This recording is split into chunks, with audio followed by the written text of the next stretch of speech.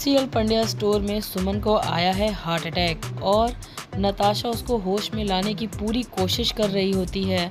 तब चीकू नताशा को सुमन के पास से हटाने लगता है और इसी सब में सुमन के हाथ में नताशा और चीकू का हाथ एक साथ आ जाता है और सुमन की खोई हुई सांसें लौट आती हैं।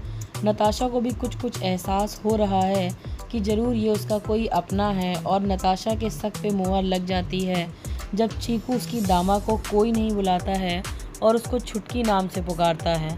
तभी वो समझ जाती है कि सामने वाला लड़का कोई और नहीं बल्कि उसका खोया हुआ भाई चीकू है।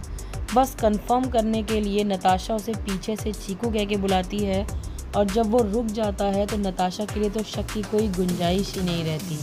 चीकू गुस्से में बहुत ज़्यादा फनफनाया हुआ है और वो पहुंच जाता है मकवानास के घर अपनी बहन का बदला लेने के लिए।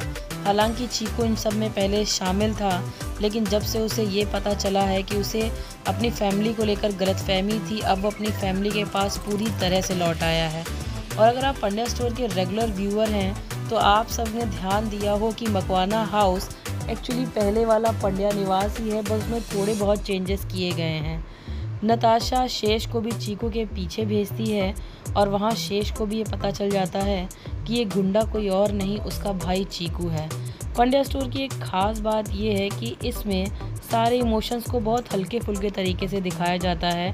यहाँ भी लड़ाई कम और कॉमेडी ज़्यादा हो रही है। आखिरकार अमरीश को समझ ही नहीं आता तो वो उससे पूछता है कि आखिर वो है कौन, जिस पर वो अपना नाम यशोधन पंड्या यानी कि चीकू बताता है और सबके होश उड़ जाते हैं।